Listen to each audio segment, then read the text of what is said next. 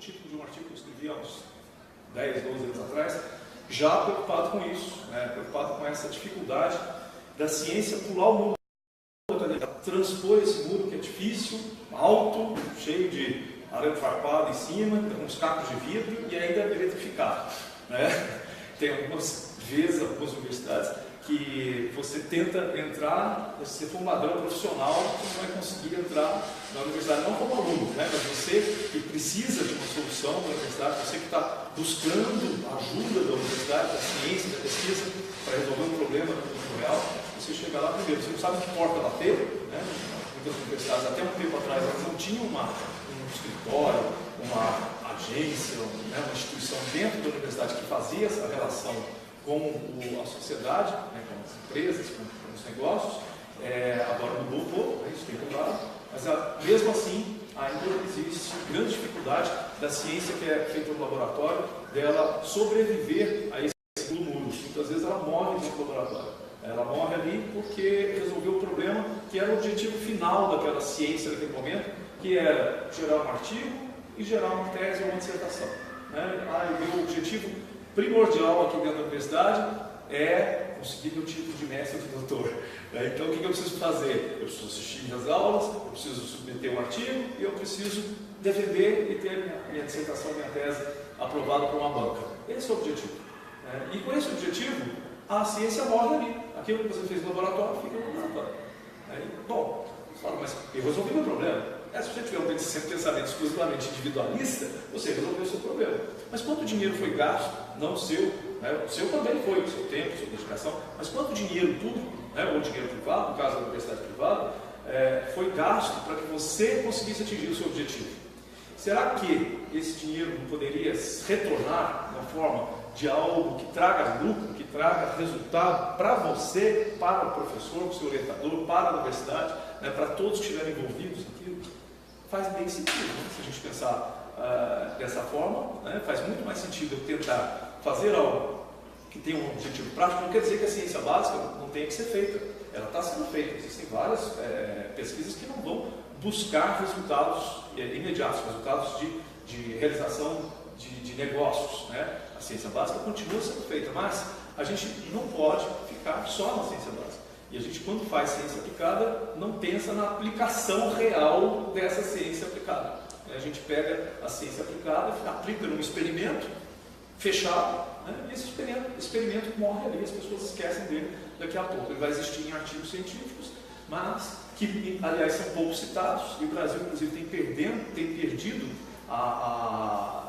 recentemente, em várias pesquisas, tem perdido a relevância da sua pesquisa, porque artigos nossos que eram mais citados, hoje estão sendo menos citados, né? Nós estamos produzindo mais, o Brasil hoje produz mais artigos científicos, publica mais artigos científicos, mas ninguém cita. Se ninguém cita, possivelmente ninguém está lendo, né? E se ninguém está lendo, a sua ciência morreu ali. Não que você, né, busque a fama, o estrelato, sendo cientista, porque no Brasil nós nunca vamos ser. Isso pode esquecer, nós não vamos aparecer na capa, né, de uma revista de grande circulação, que é mas vamos lá, na homepage do grande portal de notícias, porque você fez um grande feito científico. Né? Você vai possivelmente aparecer lá na seção de ciências, que normalmente é uma opção do menu bem escondidinha lá, aí você vai aparecer lá o resultado do seu trabalho. Mas nós não vamos ser popstars, né, como cientistas no Brasil, porque é um país que não cultua a ciência e não trata o cientista como alguém importante para a sociedade. Isso pode mudar, né, o prazo, isso pode mudar a cultura do país não é fácil mudar. Se é difícil mudar a cultura de uma universidade, imagine mudar a cultura de um país, né, de uma nação. Bom, então, primeiro eu vou me apresentar rapidamente, até para vocês saberem, né, minha trajetória, por que eu estou aqui. Eu sou professor aqui na Unifal, no campus de Varginha, tenho alguns livros publicados, sou palestrante dentro da área de ciência, inovação e tecnologia, coordeno lá o mestrado de administração pública, lá no nosso campus, que é um mestrado em rede, com 21 universidades no país, chamado PROFIAP.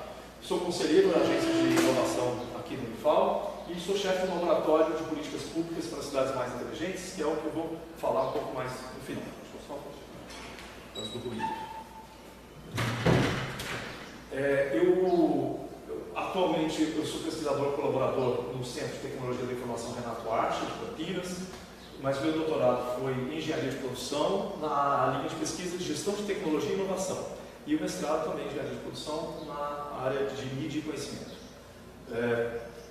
Minha origem é na área de computação, então eu fiz a primeira graduação que eu fiz foi em computação, eu fiz várias pós-graduações dentro da área de tecnologia e computação. A minha graduação foi em Santa Rita, no século passado, né? Mas aí eu fiz uma outra graduação em administração que foi o que me habilitou a estar hoje no Instituto de Ciências Sociais Aplicadas em Varginha. Tem 5 anos que eu estou lá na Unifal. Publiquei esses livros, um sobre educação e tecnologia. Esse é uma coletânea também de artigos que eu já tinha falado sobre tecnologia e educação. Esse livro é o resultado de uma pesquisa que eu fiz no Canadá sobre transferência de tecnologia. Estava comentando com o professor Comunel sobre isso e eu vou comentar com vocês também. Algumas coisas que eles fizeram lá que deu muito certo e que está dando certo. Fui contratado pela CAPES para escrever o livro texto do curso de bacharelado em administração pública dessa disciplina, Tecnologia de Informação para Administradores. E se tudo der certo, não vai dar certo porque 2017 já acabou, era para sair esse ano o livro que é o resultado da minha tese, que foi uma análise em Santa Rita do Sapucaí, no Vale da Eletrônica, uma análise da rede de relacionamento entre as empresas daquele local. Bom, então vamos começar com o assunto. E aí, se eu fosse definir o que é ciência aqui, com vários autores e tal, como se faz um artigo científico, a gente ia passar a manhã inteira definindo com vários autores, filósofos, explicando o que é ciência, o que é tecnologia. Então, eu resolvi colocar bem simplificado. Então, peço desculpas pela simplificação, tá?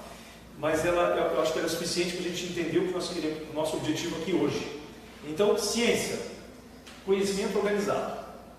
Conhecimento, se você conseguir usar método, lógico, tem que usar método científico, você pode pegar o conhecimento que está lá, que existe no mundo, e você organizar esse conhecimento usando o método científico, você criou ciência. Ok, eu disse que era simplificado, tá? Tecnologia. Quando eu aplico esse conhecimento organizado. Então, não necessariamente tecnologia deriva da ciência, mas grande parte da alta tecnologia, que é aquela que importa. Por que é aquela que importa, a alta tecnologia? Que é a que traz grande impacto econômico, desenvolvimento econômico, tanto é só olhar quais são os países que são mais envolvidos em qualquer ranking de desenvolvimento econômico, você vai ver que são os países líderes em alta tecnologia. Quem não tem alta tecnologia não está no clubinho dos ricos. Então nós temos, logicamente, a ciência capacitando o nosso desenvolvimento através de tecnologia, aplicação do conhecimento científico em solução de problemas, resolução de problemas da sociedade. Isso é tecnologia. Existe tecnologia, lógico, tradicional, que não deriva da ciência, tecnologia que vem dos saberes tradicionais, da cultura, as pessoas que aprendem fazendo, que não usaram método científico, e é tecnologia também, tá? Mas a tecnologia de impacto é a alta tecnologia que, na maioria dos casos, vem da ciência, vem de pesquisa, vem de gente como nós, que estamos na universidade, criando, não só na universidade, no Brasil a gente está na universidade, e essa é uma deficiência do nosso sistema. Na maioria dos casos, vem dos cientistas, que nos países mais envolvidos não estão, na maioria, na universidade, estão nas empresas. Mas aqui no Brasil nós temos essa diferença. E a inovação, o que é? Bom, tem várias definições também de inovação.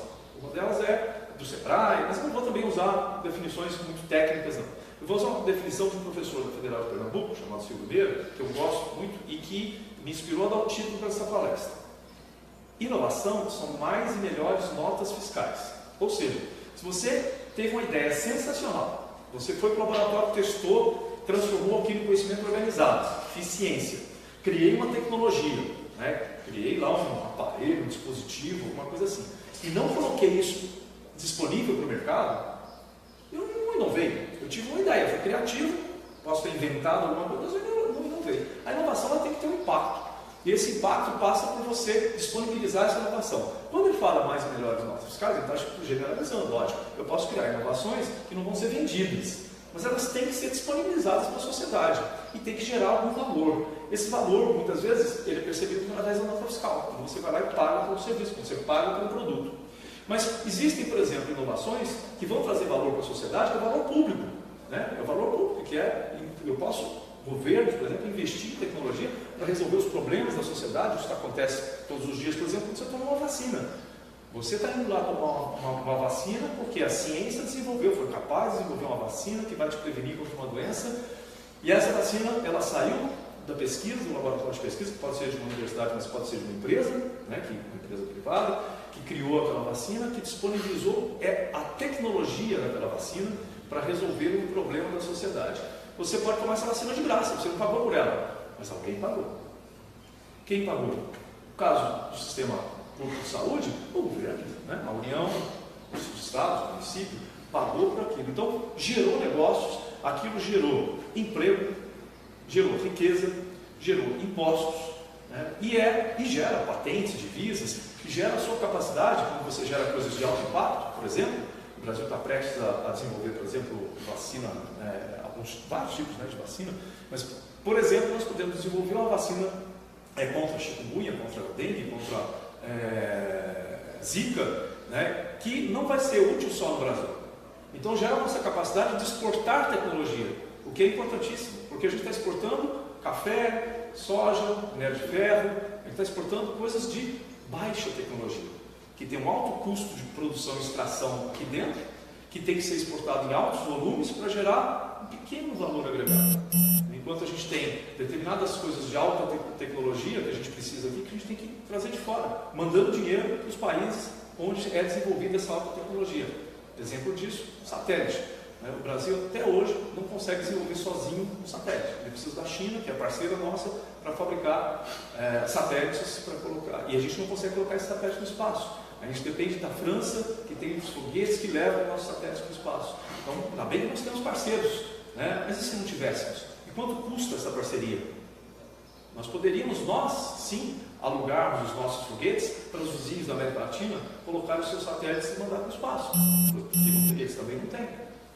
Nós poderíamos, como líderes, inclusive, da economia aqui na América Latina, poderíamos ser nós os protagonistas da ciência e oferecer essa nossa ciência para os nossos vizinhos, né, que precisam dela também.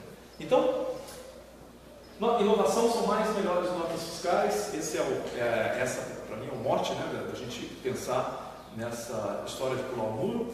E aí eu vou, né, comentando algo que eu já falei antes. A gente tem uma deficiência no Brasil, e essa deficiência vem também da própria estabilidade do servidor público e que atrai muitas vezes as pessoas que elas entram na universidade, fazem graduação, mestrado, pós-graduação e terminam, fazem um concurso público, né? Muitos eles procuram, né, essa estabilidade, procuram um ambiente onde tenha grandes oportunidades, vamos dizer assim, de uso de laboratórios, porque grande parte da nossa ciência acontece na universidade pública do Brasil. E isso é uma deficiência, porque é difícil você transpor esse muro da universidade. A ciência acontece lá e fica lá. Não que ela não possa acontecer dentro da universidade, ela deve acontecer, mas a universidade deve estar com os muros arriados, né, para que o resultado dessa ciência ele vaze, né, vaze controladamente, né, vaze de uma maneira que, desde que a universidade proteja a propriedade intelectual, que ela deposite, requeira patente sobre aquilo que ela inventou lá dentro, para que a própria universidade, o pesquisador, ele tenha os direitos sobre aquilo, que ele possa licenciar aquilo que ele criou. E aí saiu recentemente uma pesquisa mostrando a distribuição de pessoas com doutorado pelo Brasil.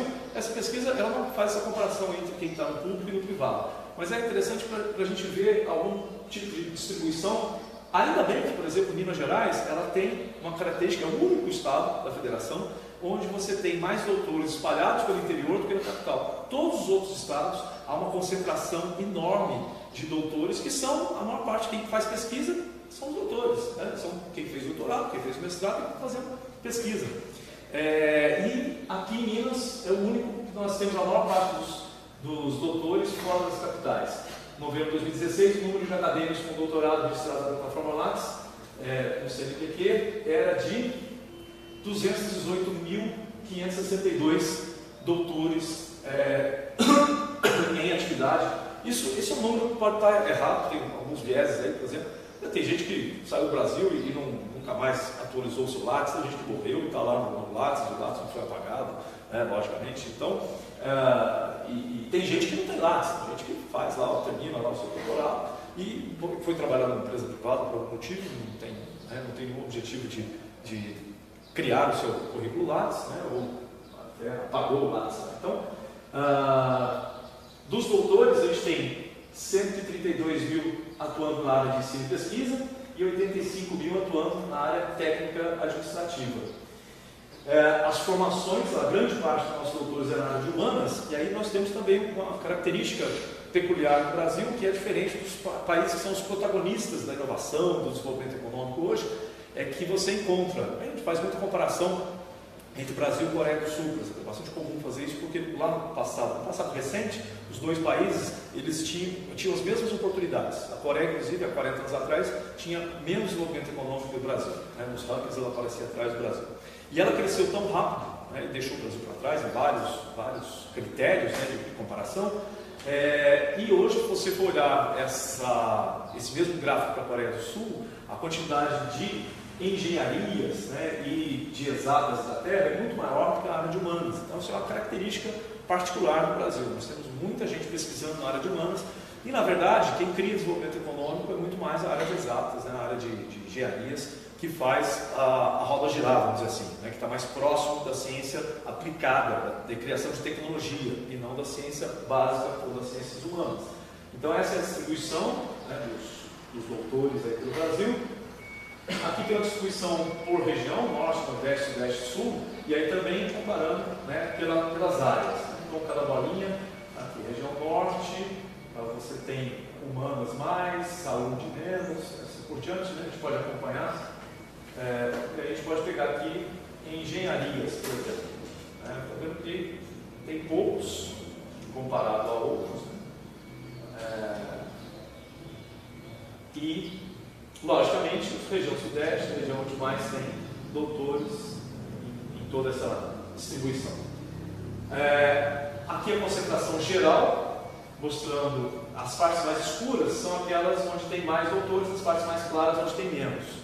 Então, nós temos aqui a mesma região de São Paulo, tem o mesmo número de doutores que todo o Nordeste, né? E mais Tocantins. Se você somar toda essa área mais essa área aqui, você vai ter só a quantidade de doutores que tem aqui na mesma região de São Paulo, né? É muita concentração no estado de São Paulo. A mesma região de Santa Maria, no Rio Grande do Sul, tem 434 doutores por 100 mil habitantes. No passado, esse título era de São Carlos, que era a cidade que tinha o maior número de doutores por habitante do Brasil. Hoje é a cidade lá, a região, né, de Santa Maria. Não sei, talvez se for medir por município, talvez isso mude, né, mas ali você está considerando a mesma região. E aqui o gráfico mostrando a distribuição de capital e interior, que é onde Minas Gerais, né, ainda bem que tem essa classificação aqui, onde é o único estado onde você tem mais doutores espalhados pelo interior do que nas capitais. Né? E a gente vê isso aqui por esse gráfico. Né? Nas ciências exatas da Terra, você tem essa distribuição, onde aqui a maior parte estão aqui no sul, né? Aqui na região do interior de São Paulo, logicamente na capital, no sul de Minas, né? Você tem aqui, a região próxima nossa aqui, onde está a maior concentração do pessoal da área de exatas da Terra. Né? Mesmo a região de Araraquara tem 103 doutores a cada 100 mil habitantes. No interior de Minas Gerais, onde está a maior parte das engenharias. Né? Não a maior parte, lógico, aqui tem maior concentração de doutores do que a capital. Isso aqui comparando só o estado de Minas Gerais. Mas, logicamente, aqui você tem a área de engenharia muito forte no interior de São Paulo, região lá de Ribeirão Preto, São Carlos, e aqui na região de Florianópolis, também Santa Catarina, muitas engenharias, né? São regiões de forte desenvolvimento econômico também. A área de saúde, né, a região de Porto Alegre, tem 59 doutores a cada 100 mil habitantes, quer dizer, não é tão grande quanto a região de Santa Maria, mas aqui a área de saúde está muito distribuída aqui em sul-sudeste, né, e pouco dispersa no resto do país. A área de biológicas, as regiões de também, né, a concentração está muito aqui, até tem bastante aqui na região do Mato Grosso, mas nós temos maior concentração igual sul e sudeste. Bom, E aí, vamos falar sobre uma outra coisa aqui, agora deixando de falar sobre essa dispersão, na verdade foi só para mostrar um panorama da pesquisa, né, no país. E por quê? Porque grande parte da pesquisa acontece nas universidades onde esses doutores estão lá trabalhando, públicas e privadas, mas a maior parte pública. Quando a gente fala de inovação, e aí a gente falou que ciência, ela normalmente possibilita que você crie alta tecnologia. E a alta tecnologia gera produtos inovadores de alto impacto. Alto impacto porque eles afetam não só um setor da sociedade, são aquelas inovações radicais, mas são aquelas inovações que afetam toda a sociedade. Afetam o mundo todo, a sociedade inteira, em vários setores econômicos. E aí eu coloquei aqui grandes inovações que nós tivemos ao longo do tempo. A lâmpada elétrica, o automóvel, o rádio, a televisão, o avião, o telefone. São 6 exemplos de grandes inovações. São até inovações recentes, logicamente que tem inovações recentes, né, nos últimos 150 anos, mas tem inovações anteriores muito importantes também, né, na área médica e tal. Aqui eu coloquei só uma ilustração, né, para a gente entender algo que é algo importante agora. Por quê? Muitas vezes o pesquisador, o cientista, alguém que está lá na pós-graduação, ele pensa o seguinte: para que eu vou me esforçar em pensar, em transformar, em gerar inovação, se eu não vou conseguir, com os recursos que eu tenho, ou aqui na região e tal, eu não vou conseguir mudar o mundo. Eu não vou conseguir fazer uma inovação que salve não sei quantas mil vidas, né? Ou que resolva o problema de vários setores. Eu não vou inventar lâmpada, inventar automóvel. Essas são inovações radicais, elas são raras, por isso que eu coloquei só 6 aqui, mas elas não são inovações que acontecem todos os dias, em todos os lugares, não. Mas elas não são estáticas. Isso aqui eu coloquei imagens lá dos quase as primeiras versões dessas invenções aqui. Se a gente olhar hoje em dia esses mesmos itens aqui, a gente vai ver que eles sofreram incrementos. Eles passaram por inovações incrementais. Por todo esse tempo, o automóvel há 100 anos que ele vem sendo melhorado, a lâmpada elétrica, né, que já virou lâmpada de tungstênio, fluorescente, LED, depois qual vai ser a próxima? Possivelmente não vai ficar no LED, nós teremos outras formas de iluminação. O rádio, né, que vai se transformando, hoje já não é, a gente ouve rádio nem mais por onda de rádio, a gente ouve, né, pela internet, daqui a pouco você vai ouvir um zumbido dentro da sua cabeça sem precisar ligar nada, né? Vai pensar assim, uma música, ela vai tocar. Aí eu estou tentando achar ainda a tecnologia para fazer isso funcionar, vou ficar multimilionário nesse tempo. Ainda não achei não, mas eu vou achar. Então, a inovação incremental, ela vai transformando todos aqueles campos de atividade e ela vai impactando tudo ao seu redor, porque ela vai gerando novas oportunidades para empresas, para negócios, para vendas, para comércio. Então, as melhorias subsequentes a um processo de inovação radical, que foram a invenção daquelas coisas de colocação delas no mercado, podem ser muito mais importantes economicamente do que a invenção em sua forma original. E aí a gente vê a lâmpada, o automóvel, o rádio, a televisão, o avião e o telefone. Todos eles são os mesmos itens que foram inventados, alguns há 100, outros há 150, outros há 90 anos, né, atrás. E nenhum deles, se você pegar essa imagem, poxa, quase que não dá para reconhecer que isso aqui é isso aqui, que isso aqui é isso aqui, que isso aqui é... Opa! Que isso aqui é isso aqui. Você imagina quantos quilos pesava o rádio, né, quando foi inventado? Uma televisão preto e branco, né, de 50 quilos, um aparelho de madeira, válvula, né, para hoje um troço que você pendura no aparelho parece um quadro. Né? Se alguém que adormeceu há 20 anos atrás acordar agora e olhar e falar, isso é mágica, né? Isso não é ciência, parece, às vezes parece feitiçaria, mas é tecnologia. É exatamente isso, a tecnologia incremental, ela foi transformando aqueles itens. Então, muitas vezes o que a gente faz, a ciência que a gente faz, ela não é radical. Você não vai mudar o mundo qual você vai inventar no laboratório. Pode ser até que vende, né? Mas, como isso é raro, não vai acontecer todos os dias. Mas todos os dias tem alguém melhorando alguma coisa. Todos os dias tem gente transformando nossa sociedade, a nossa vida, criando mais facilidade, conforto, né, criando mais possibilidade de lucro, de gerar negócios, através de pequenas modificações. E essas modificações, elas acontecem, né, na alta tecnologia, quanto a gente faz ciência, quanto a gente pesquisa novas formas, novas maneiras, novos materiais, novos processos de produção, novos designs, né, novos formatos para as coisas que já existem, para transformar os mercados, transformar os negócios. E aí, parece realmente feitiçaria, né? Quando você olha o passado e o presente de determinados itens. Eu vou colocar uma caixinha de som aqui, que agora tem um item que é legal a gente ouvir o som. Só um instantinho.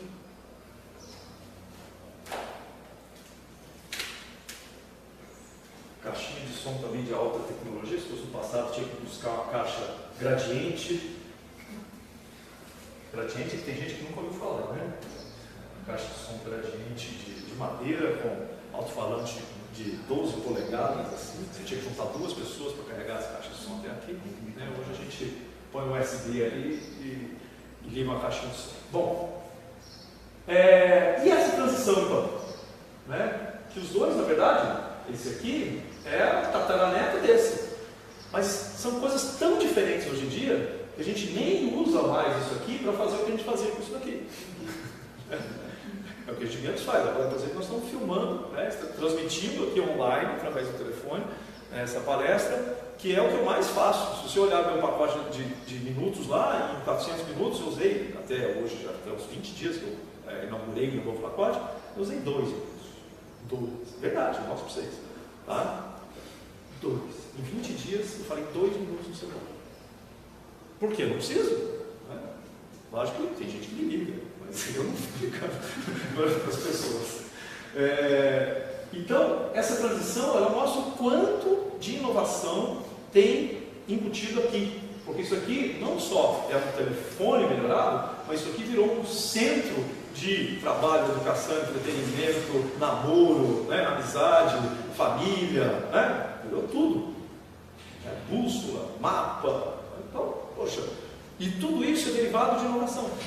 Inovação de alto impacto. Inovação que grande parte delas saiu de bancos de universidade, de pessoas que tiveram ideias sensacionais, pesquisaram, criaram tecnologia, transformaram tecnologia em negócios e hoje você baixou lá o aplicativo, você pode fazer, eu baixei de graça, não emitiu nota fiscal. Ah, mas de alguma forma aquela empresa está ganhando dinheiro e aquele cientista ganhou dinheiro em cima da criação dele. Né? E aí tem várias formas disso acontecer, hoje em dia, principalmente pela publicidade, né? Paga pelo o Facebook, que banca quase tudo, o WhatsApp, por exemplo, é gratuito, o Facebook banca, e o Facebook ganha dinheiro coletando informações sobre nós, né? É o maior xereta que existe hoje depois do Google, né? E vendendo essas informações para os anunciantes que querem nossa atenção. Hoje é Black Friday, né? Atenção, vocês vão ser tentados muitas vezes, né? Resistam à tentação. Guarde a carteira embaixo do colchão, porque a gente está sendo afetado, né, o tempo todo por essas pessoas criando mais tentações para a gente. Essas tentações são muitas vezes oriundas dos laboratórios de ciência, né, da pesquisa. Bom, e aí, só para mostrar como a ciência afeta nossas vidas, né, como a inovação afeta nossas vidas, essa história eu achei muito interessante. Porque o Rio foi a primeira cidade brasileira a ter um sistema telefônico, era a capital do Brasil na época, em 1883, e em 1906 teve um incêndio na central de telefonia da Praça Bandeira, e a cidade ficou 7 meses sem telefone.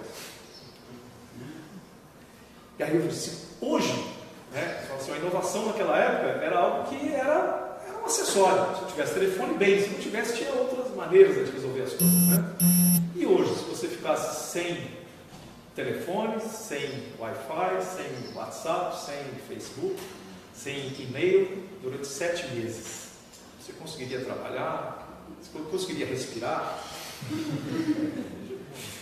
Então as inovações, elas vão se tornando partes importantes da nossa vida, e aí por isso elas têm valor. Né? Então a gente tem que pensar que a ciência, ela pode se transformar em tecnologia que tem valor. Se ela tem um valor para as pessoas, puxa, eu posso trocar esse valor para as pessoas por um valor para mim, pesquisador que criei isso, para a sociedade, né? Ela tem valor para a sociedade, tem que ter valor para mim, valor eu vou cobrar por isso que eu criei. Então eu posso já, quando pensar em ciência, já pensar quanto vale isso no mercado, Quanto valeria isso, essa solução, né, dos problemas das pessoas? E aí pensar em termos de empreender, não só de resolver um problema científico, de fazer um experimento funcionar, mas de transformar esse experimento num negócio, hein? Um negócio que traga valor para você também, desde que ele traga valor para a sociedade. E aí tem um vídeo que eu acho ótimo, que mostra essa questão da inovação incremental, né? Por quê? Eu vou passar aqui esse vídeo para vocês entenderem por quê. O vídeo mostra o pit stop de Fórmula 1, na verdade o primeiro vídeo não é da Fórmula 1, mas é em 1950, na corrida de 500 milhas de Indianápolis, como é que era um pit stop, troca de pneus, aí ele vai reabastecer, trocar os pneus, uma marreta.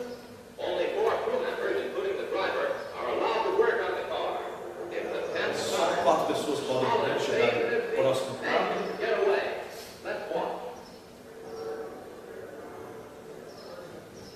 E aí é todo o processo.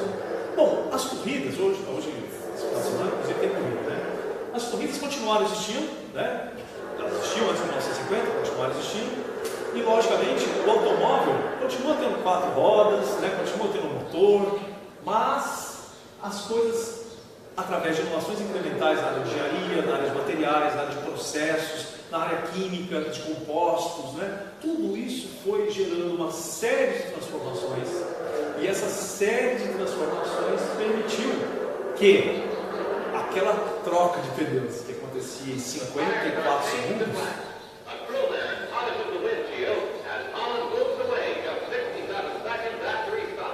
57 segundos, né? Que foi o tempo de parada daquele carro, né, de corrida lá em 1950. Agora, alguns anos depois, um pit stop da Ferrari.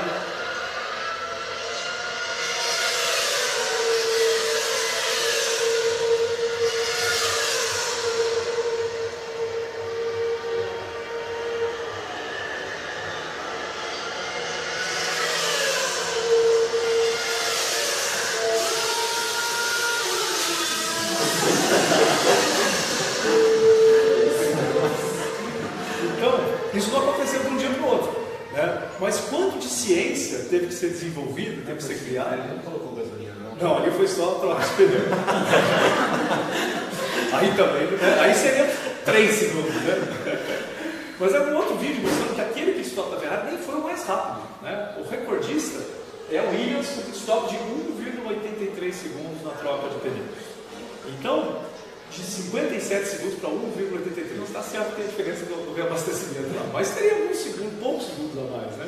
Até porque a tecnologia também de abastecimento, né, mudou bastante. Aí você tem que colocar em câmera lenta para você conseguir enxergar o que, né, o que eles estão fazendo lá. Se você deixar na velocidade normal, você perde, né, o stop. Né, 1,82 segundos. Então, isso mostra, né, o quanto a gente pode evoluir, mesmo se tratando da mesma coisa, corrida de automóveis.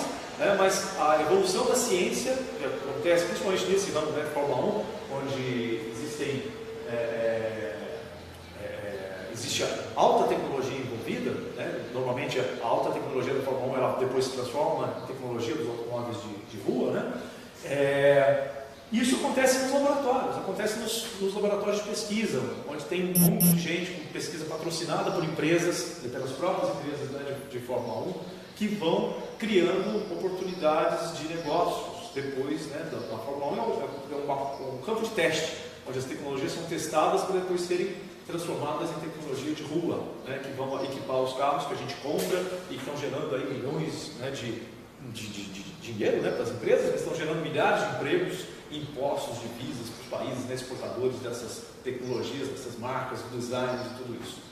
Bom, então, agora, rapidamente, qual é o caminho para você sair lá do laboratório? Coloquei pipeta, porque, né, a ideia, vamos lá, né, vamos falar de química, né? Então, lá do laboratório até a nota fiscal, você precisa, né, porque a universidade, ela pode até, existe hoje até o conceito de universidade empreendedora e tal, mas a universidade não vai fabricar nada, ela não vai produzir, vai vender coisas. A universidade produz conhecimento. O conhecimento tem que ser colocado em forma de negócio pelo empreendedor. E quem é o empreendedor? Pode ser ser o próprio pesquisador, o cientista. Não necessariamente tem que ser um empresário, né, que chega lá e fala, eu quero vender aquela ciência que você criou. Eu, como cientista, posso ser empreendedor. O empreendedor é aquela pessoa que decide correr o risco de testar a inovação. Eu tenho algo novo e eu quero correr o risco. Eu quero ver se isso dá certo, porque eu acho que tem um potencial de trazer benefício, ou exclusivamente para mim ou para a sociedade, porque existe um empreendedor visando no lucro, existe um empreendedor social, né, que quer entregar valor público, quer entregar solução de problemas, né, para a sociedade. A startup, o que é uma startup? É um termo hoje muito na moda, né? São empresas jovens com alto potencial de crescimento. E por que ela é importante? Porque ela, por causa desse alto potencial de crescimento, a startup ela tem impacto econômico muito maior do que, por exemplo, empresas tradicionais. Se você pegar uma empresa tradicional, por exemplo, acabei de montar uma farmácia, é uma startup? Não, né? É uma empresa jovem, né? É jovem, mas qual o potencial de crescimento? Transformar essa padaria que vende 1.000 pães por dia numa padaria que vende 10 milhões de pães por dia, né? É complicado o investimento que eu tenho que fazer, o tempo, o gasto, para poder transformar essa padaria numa startup, né? Existem vários obstáculos para isso. É mais ou menos a gente pegar o exemplo de uma fábrica de cimento. Acabei de montar uma fábrica de cimento, ela é jovem, mas qual é o potencial de crescimento da fábrica de cimento? É muito pequeno. A chance de eu dobrar a produção, eu tenho que fazer investimento, o dobro do investimento que eu fiz para poder dobrar a produção. Já uma startup, o conceito é que ela é escalável. Então, aí a gente pega o exemplo do WhatsApp, o Uber. O WhatsApp começou lá com um usuário. Em um ano tinha 10 mil, em 2 anos tinha 1 milhão, em 3 anos tinha 10 milhões de usuários. E quanto ele teve que crescer em número de funcionários, em espaço físico, em salas e tal? Praticamente nada. Lógico, tem um crescimento, mas o crescimento não é proporcional. Eu não preciso crescer proporcionalmente. São startups, é muito fácil de falar das startups de tecnologia de informação, de aplicativos e tal, mas existem outros tipos de startups que crescem muito rapidamente sem proporcionalmente você crescer a estrutura da empresa. E essas startups, por crescerem muito rápido, elas derrubam as barreiras geográficas. Você está vendo o Uber espalhando, né, pelo mundo inteiro e outras soluções aí, e aí isso se torna, logicamente, um potencial, um impacto econômico, um crescimento de um país muito grande. Por isso mesmo que se tem investido tanto e falado tanto em startups. Existem em alguns lugares, a gente tem a sorte aqui em Alfenas, tem as incubadoras de empresa que ajudam essas startups a começarem os seus negócios, que elas incubam as empresas enquanto elas estão num momento muito frágil, os primeiros anos, né, normalmente o primeiro ano, o segundo ano de uma empresa, são momentos de grande taxa de mortalidade das empresas. Então a incubadora ela serve para proteger essas empresas iniciais, que têm grande potencial, mas que não têm condições, até porque estão tratando de inovação. A outra característica da startup é lidar com inovação. Se eu estou lidando com algo tradicional, é uma startup. Vou montar uma loja de cartucho de impressora, mas é uma startup. Agora, poxa, eu inventei um novo método de impressão e vou fabricar um novo cartucho de impressora mais econômico, mais ágil, mais eficaz. Aí sim, eu tenho uma inovação que pode se transformar realmente em uma startup. Bom, então a incubadora ela serve para fazer essa proteção dessas empresas. E o financiador, que pode ser público, pode ser privado, ele vai fazer com que as coisas funcionem. Sem dinheiro, mesmo que você tenha ou não tenha fins lucrativos para criar seu produto, seu negócio, você precisa de dinheiro. E, logicamente, em alguns casos, startups precisam de muito dinheiro. Então, existem fundos públicos, existem fundos privados, né, de capital de risco, disponíveis hoje. A cultura de startup e de incubadoras ela mudou de 20, 30 anos para cá, e no Brasil hoje já existe dinheiro disponível para investir em inovações. Então, você não precisa correr o risco sozinho. Eu posso ter uma ideia, uma tecnologia, e eu posso contar com gente que vai, se a minha ideia realmente for válida, vai colocar dinheiro na minha ideia para transformar a minha ideia em negócio e transformar em inovação em nota fiscal. Mas existem vários, não vou falar aqui no objetivo dessa apresentação de hoje, mas existem várias opções de financiamento hoje em dia. Mas há problemas nesse relacionamento ainda, entre esses elementos todos aí. E aí, hoje em dia, o que a gente mais usa como modelo para esse relacionamento é a hélice tríplice do Herskovits, que mostra que a universidade, a indústria e o governo, cada um tem o seu papel na inovação, em transformar essa ciência e inovação com o objetivo de crescimento econômico. Isso é muito dinâmico, tá? Por isso que eu uso até Antigamente a gente usava um triângulo de Sábato para mostrar isso, mas o triângulo é muito estático. Então, poxa, eu vou mostrar isso com a hélice, porque na verdade os papéis eles vão se modificando ao longo do tempo, essas relações elas vão se transformando com vários momentos que a universidade vai ser mais importante, em alguns outros pontos o governo vai ser mais importante, e outros as empresas vão ser mais importantes para o processo de inovação. Numa mesma inovação você vai ter momentos e participações diferentes de cada um desses elementos, mas eles têm que interagir. A inovação não acontece sem o empresário, sem o empreendedor. Ela não acontece sem a universidade, quer dizer, acontece sim, mas aquela de impacto que a gente busca, que eu falei aqui agora, não acontece, né? Aquela inovação importante para o país, ela não acontece sem a participação do governo. Ela precisa do governo criando condições, apoiando, criando leis que facilitem, porque as inovações, muitas vezes elas vêm e não tem nem lei. A gente está discutindo isso agora, a questão do Uber mesmo. Né? O Uber veio com uma inovação que não tinha lei que amparasse o funcionamento dele. Então o governo teve que se mexer. Não, nós temos que, vamos dizer, tem jeito de bloquear agora? A população não deixa mais. O povo sentiu um gostinho. Né? Agora não volta atrás. Vai quebrar, né? Não vai só bater panela, vai quebrar o Planalto lá se eles começarem a boicotar ou bloquear essas inovações. Porque as pessoas já experimentaram, viram quebrar. Então agora temos que ajustar as nossas leis. Então o governo tem esse papel, né? Não só esse papel, teria um papel de protagonista, né? Mas sem dinheiro, nós estamos aí contestando despesa, muitas vezes esse papel cai por terra, mas não caiu totalmente, tá? Existe ainda, né, algumas portas a se bater, né, governamentais. Por exemplo, os governos, aqui não estou falando de governo esquerda, direita, PT, PSD, PMDB, não, estou falando os governos em geral, até por essa pressão da sociedade, da ciência, ele tem criado mecanismos, instituições capazes de auxiliar esse processo, que é o processo que é exatamente para quebrar esse problema aqui. Há problemas nesse relacionamento. Opa! Eita! Uma nova tecnologia derrubando o palestrante. Há problemas nesse relacionamento. O relacionamento entre o financiamento, entre a startup, o empreendedor, tem algumas dificuldades, né? Essas dificuldades elas passam por conseguir montar um sistema eficiente que faça governo, empresas e universidades trocarem informações, trocarem experiências lá. E aí foram criados várias leis que apoiam a inovação, um novo marco legal de ciência, tecnologia e inovação, que não é perfeito, ele foi cortado, foi picotado no final, ele estava muito bem feito, a nova legislação de ciência e tecnologia, mas no final houve 9 vetos que derrubaram grandes avanços que a gente teria, né, em ciência, tecnologia e inovação, mas agora isso está sendo rediscutido, né? Há uma proposta de descortar os cortes, se existe desvetar. Se existe, é isso que eu estou tentando fazer, vamos ver se vão conseguir, né? Mas derrubar os vetos, porque o veto quem fez foi o Executivo. O Legislativo aprovou a lei, na hora do Executivo, o Executivo cortou 9 itens importantes, né, do nosso marco legal de ciência e tecnologia, que é importante, porque, primeiro, ele transformou o Ministério de Ciência e Tecnologia em Ministério de Ciência, Tecnologia e Inovação. Parece só um I lá no final, mas isso é muito importante. Porque mostra o comprometimento da alta administração, do alto executivo, né, do legislativo e tal, do país, com a inovação, não só com a ciência e tecnologia. E aí surge a possibilidade das agências de fomento, por exemplo, patrocinarem projetos de inovação, né, projetos que vão fomentarem, né, projetos que vão trazer impacto econômico.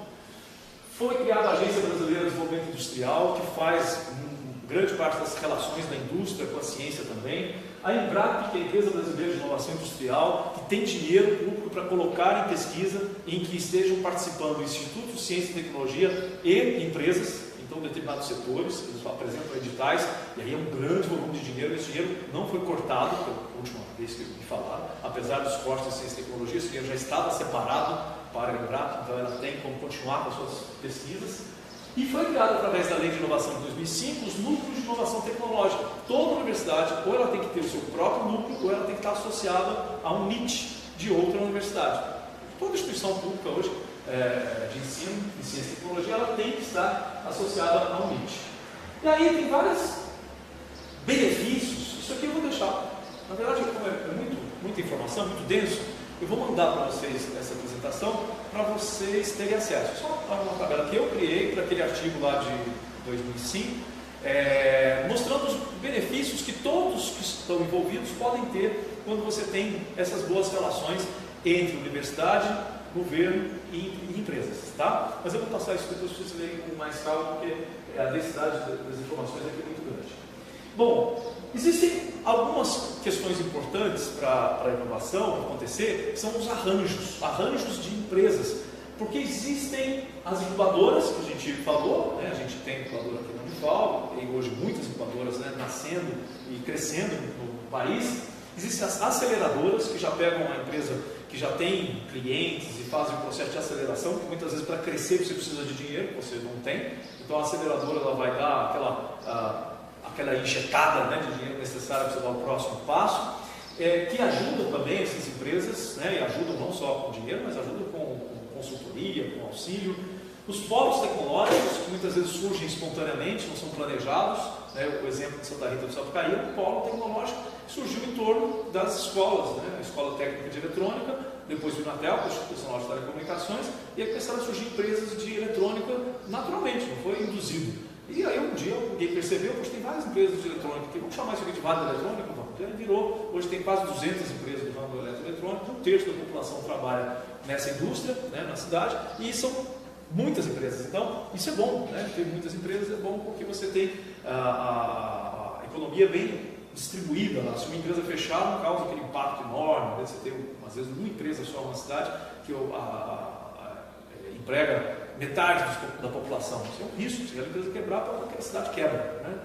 Então, um polo tecnológico, normalmente ele pode surgir espontaneamente. Os parques tecnológicos, eles surgem por planejamento, e aí pode ser um parque tecnológico criado pela prefeitura, ou por empresários, né, que montam um parque tecnológico com objetivo imobiliário mesmo, né? E aí o objetivo é juntar empresas, porque essa aglomeração, também chamada de clusters, né, e pode ser chamada também de arranjo produtivo local, essa aglomeração ela traz algumas externalidades positivas. Eu estar num meio onde tem várias, né, por exemplo, se eu crio um ambiente de inovação, os parques tecnológicos, por exemplo, normalmente são construídos perto de universidades, porque aí eu trago empresas para conversar com a ciência que acontece dentro da universidade, dou oportunidade para os cientistas da universidade trabalharem e pesquisarem nessas empresas. As empresas, por estarem próximas umas das outras, elas se complementam, né, e elas repartem custos de treinamento, de viagem, de compra, fazem compra compartilhada, né, normalmente de alta tecnologia, que são compras caras também. Então tem uma série de vantagens nesses arranjos, e isso é interessante vocês conhecerem, porque às vezes você pensa, por que eu preciso, né, ir para uma incubadora de empresa? Por que eu preciso instalar minha empresa no parque tecnológico?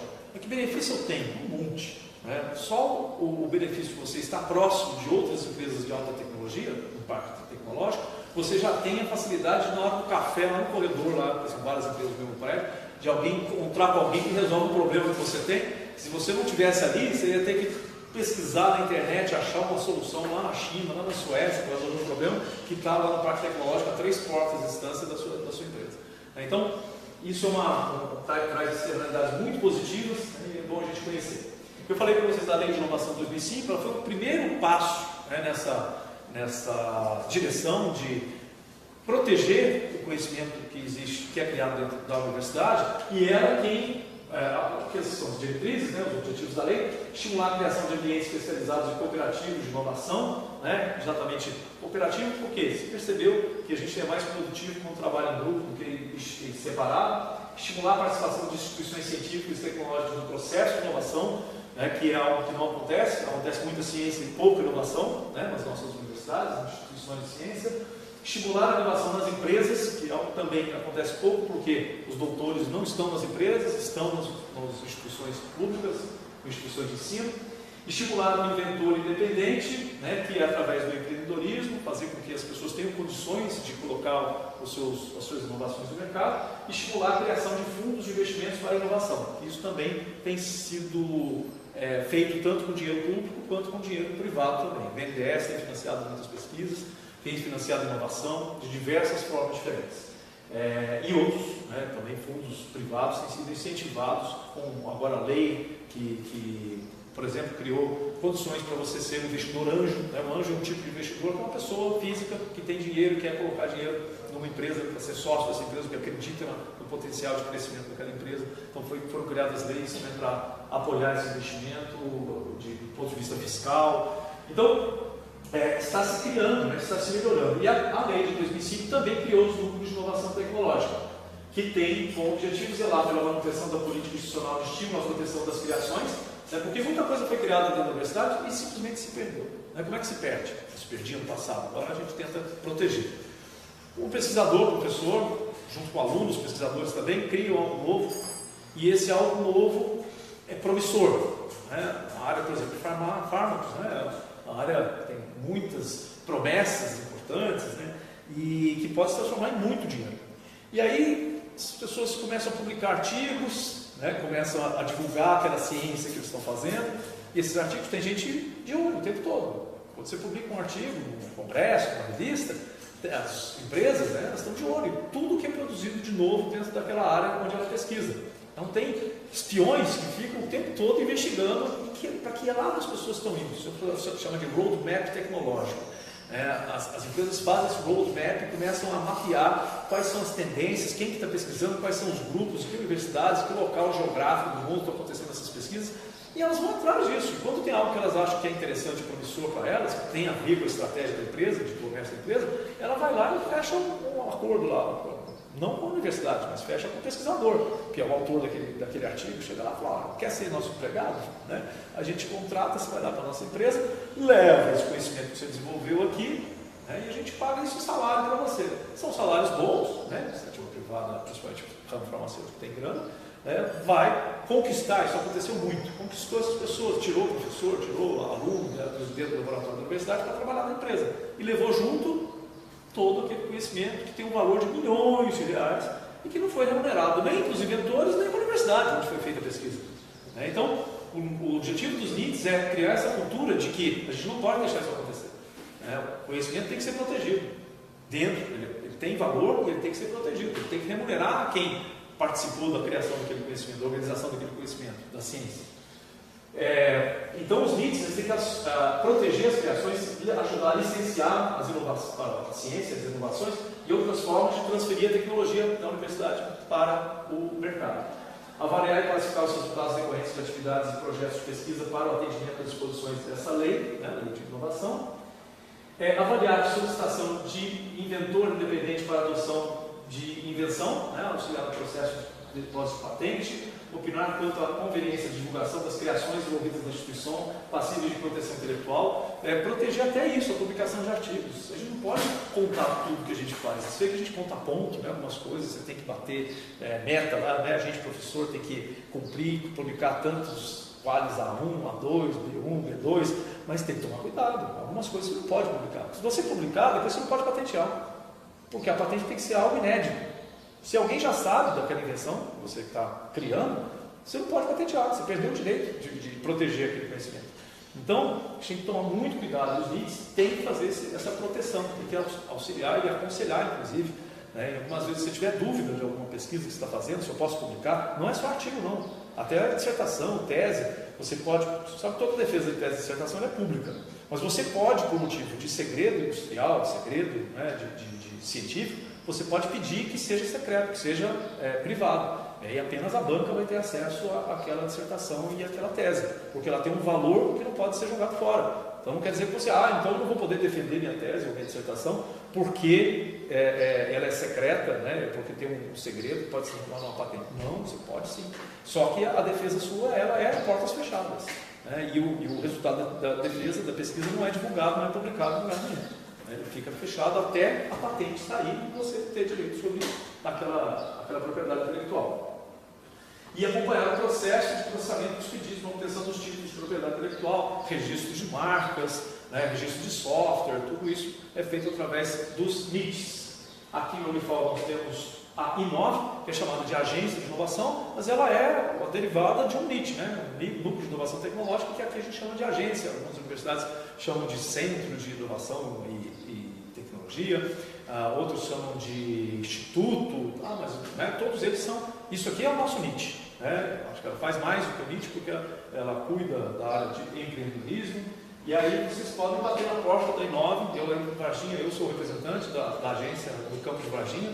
Aqui vocês têm várias pessoas, a Márcia, que é a diretora da agência. Eu imagino que já tenha feito já conversou alguma vez com vocês, já teve algum contato? Fica a sugestão de vocês chamarem o pessoal da agência para fazer uma apresentação da agência para vocês, porque não é o meu objetivo aqui hoje, falar mais amplo. Mas falar o que a agência tem de serviços, pode servir para vocês conhecerem as portas que vocês podem bater. Lembra que eu falei que muitas vezes as pessoas não sabiam que porta bater, as pessoas da sociedade fora da universidade não sabiam que porta bater? Os NITs, eles são essa porta hoje em dia. O NIT de qualquer instituição é onde a sociedade vai entrar na universidade para fazer os seus pedidos, dizer lá, olha, eu preciso disso, eu quero isso, eu preciso daquilo. Inclusive o NIT, a agência, ela não só assessora no processo de patente para alunos e professores, mas para a sociedade. Pode uma pessoa qualquer da cidade, qualquer lugar, chegar aqui e assessora no processo aqui. A agência vai assessorar, inclusive, pode pagar parte dos custos de requerer uma patente, que são custos altos.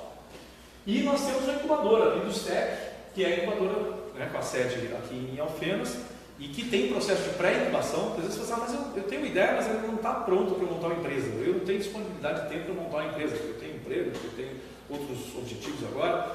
Existe o processo de pré-incubação, que é oferecido pela Industec também, que é o que você começa a fazer preparando a sua empresa para depois ela ser incubada. Porque incubada é você alugar uma sala, ter um local fixo para ter a sua empresa, aí você já vai ter o seu CNPJ e tal, aí já é uma empresa mesmo.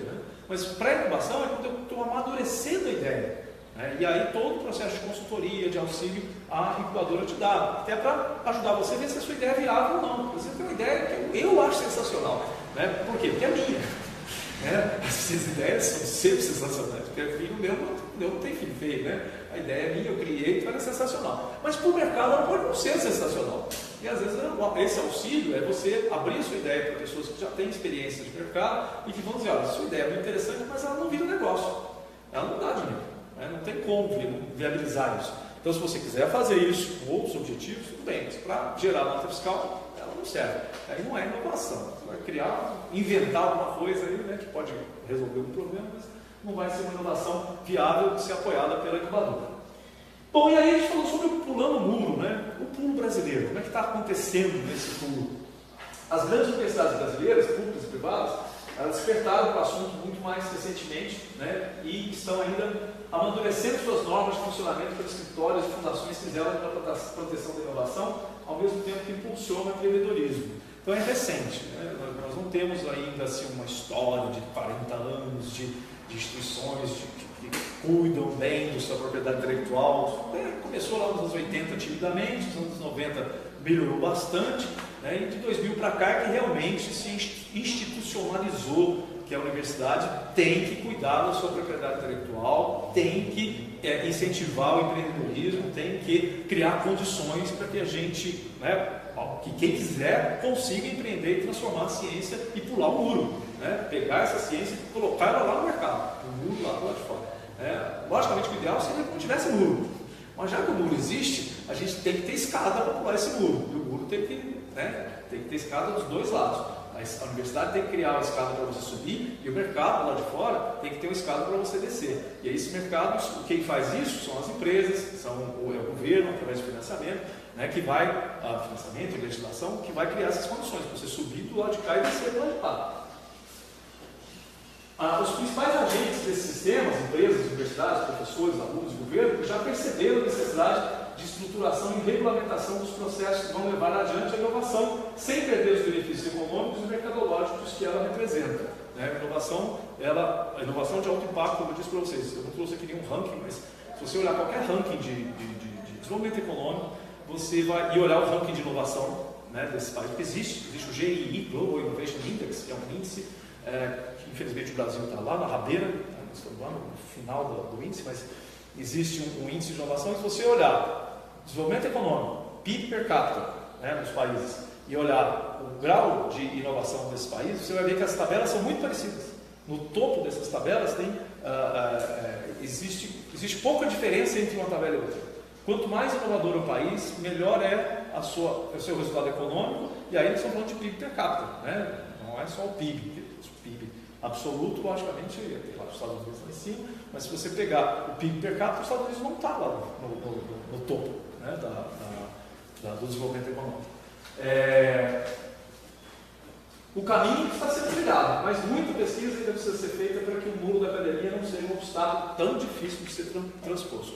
Esse objetivo meu aqui hoje é mostrar que é possível derrubar o muro, né? Que é possível, pelo menos, transpor o muro. Estou fazendo, agradeço o convite, né, de estar aqui hoje, e é um pouquinho que a gente pode fazer, né, de mostrar que existe um movimento, existem estruturas nas universidades que muitas vezes os próprios pesquisadores não conhecem, ou se conhecem não se aproveitam, né, dessa estrutura, dessas instituições, né, que existem dentro das universidades, para a gente fazer com que o muro não seja o maior obstáculo nosso para gerar desenvolvimento, gerar economia e desenvolvimento. Eu hoje também apresento para vocês, que eu falei lá no começo, um grupo de pesquisa que se transformou também num laboratório de pesquisa aqui no campus, né, de Varginha, que é o Laboratório de Políticas Públicas para Cidades Mais Inteligentes. Então nós estamos juntando pesquisas em várias áreas, né, pesquisadores de várias áreas, que vão publicar e pesquisar e vão trazer benefício para a sociedade através de soluções para cidades inteligentes. Né? Soluções de educação, de segurança pública, mobilidade urbana, né, saúde, tudo aquilo que interessa nas cidades. Então nós estamos juntando pesquisadores de todas as áreas, e aí fica a sugestão de quem quiser conhecer melhor, só falar comigo, meus contatos estão aqui, para vocês entrarem. A busquinha não era para vocês tão altas. Para vocês conhecerem um pouco mais sobre o que é essa ideia. E a gente colocou lá o Laboratório de Políticas Públicas porque nós estamos no Instituto de Ciências Sociais Aplicadas, né, o campus de Varginha. Então, o nosso interesse primordial é como criar políticas públicas, como criar condições legais para que os municípios implantem as soluções de tecnologia que acontecem em todos os lugares. Então, hoje, lógico, dentro do Unifal, a gente não precisa fazer convênio, né? Qualquer pesquisa que tenha benefício, que tenha possibilidade de benefício para a sociedade na vida urbana, é só você, como diz, chega junto, né? Chega junto no nosso grupo. Mas nós estamos fechando convênio com o Inatel, com a Unifei e com o Cefet, com o objetivo de trazer tecnologias que a gente não domina, a gente não tem tudo isso aqui dentro da nossa universidade, e trazer essas tecnologias, a gente fazer vários testes de implantação e servir até como auxílio às prefeituras, e aí vem a ideia do laboratório, porque o grupo de pesquisa é algo meio interno, né, da universidade. Já um laboratório é um balcão, onde a sociedade vai vir buscar o resultado dessa pesquisa para levar isso e aplicar isso nos municípios, né, nas cidades. Então, meus contatos, de várias formas aí. Eu estou lá em Varginha, né? Isso mesmo, a minha localização. Lá no campus, se vocês precisarem, entrem em contato e vamos discutir um pouco, bater um papo, né, sobre as dúvidas que vocês tenham. Agradeço a atenção de todos. Obrigado a vocês.